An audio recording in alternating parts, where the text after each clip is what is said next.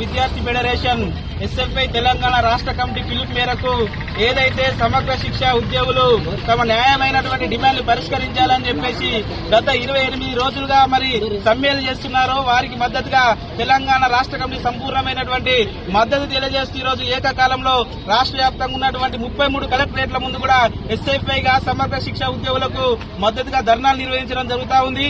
మరి ఎందుకంటే గత 28 రోజులుగా వారి న్యాయమైన డిమాండ్లు పరిష్కరించాలని వారు సమ్మెలు చేస్తా ఉంటే ఈ ప్రభుత్వం కనీసం నిమ్మకు నీరెత్తినట్లు వ్యవహరిస్తున్నటువంటి పరిస్థితి ఉంది.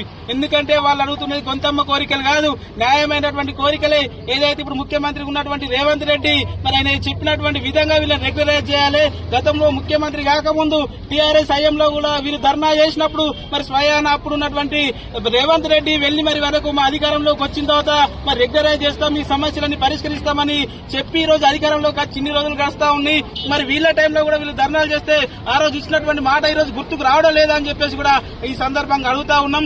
అదే విధంగా ఇక్కడ కూడా ఇక్కడికి వచ్చినప్పుడు ఎమ్మెల్యే ఆది శ్రీనివాస్ గారు కావచ్చు, పొన్నం ప్రభాకర్ గారు కావచ్చు, ఇక్కడికి వచ్చినటువంటి సందర్భంలో వీళ్ళు వినతి పత్రాలు ఇచ్చి సమస్యలు పరిష్కరించాలని రెగ్యులరైజ్ చేయాలని చెప్తే మరి మాటపూర్వకంగా చెప్తున్నారా తప్ప ఏ ఒక్కరు కూడా జియో అనేటువంటి విడుదల చేయడం లేదు. మరి వెంటనే వీళ్ళని రెగ్యులరైజ్ చేయాలని చెప్పేసి కూడా వీళ్ళ శాఖల్లో ఉన్నటువంటి ప్రతి ఒక్కరు రెగ్యులరైజ్ చేయాలని చెప్పేసి కూడా ఆ డిమాండ్లని పరిష్కరించాలని చెప్పేసి కూడా ఎస్ఎఫ్ఐగా మేము డిమాండ్ చేస్తా ఉన్నాం. లేని ఏడల ఎందుకంటే వీళ్ళందరూ ఇక్కడ సమ్మెలో ఉండడం ద్వారా పాఠశాలల్లో విద్యార్థులు చాలా వరకు వాళ్ళు లాస్ అవుతున్నటువంటి పరిస్థితి ఉంది. మరోవైపు పరీక్షలు రాబోతా ఉన్నాయి కాబట్టి విద్యార్థుల భవిష్యత్తును కూడా దృష్టిలో ఉంచుకోవాల్సినటువంటి అవసరం ఉంది. వీళ్ళ సమస్యలు పరిష్కరించినట్టయితే వీళ్ళు వెంటనే విధుల్లో చేరి వాళ్ళ పాఠశాలలో మెరుగైన విద్య అందించడానికి అవకాశాలు ఉంటాయి కాబట్టి మరి వెంటనే వీళ్ళ సమస్యలు పరిష్కరించాలి. మరి జీవో వెంటనే విడుదలయ్యాలని చెప్పేసి ఎస్ఎఫ్ఐగా డిమాండ్ చేస్తా ఉన్నాం. లేని ఏడల ఎస్ఎఫ్ఐగా రాబోయే రోజుల్లో వీళ్ళ సమస్యల పరిష్కారం అయ్యేంత వరకు ఉద్యమాలు ఉధృతం చేసి మరింత కూడా ముందుకు తీసుకెళ్తామని చెప్పేసి కూడా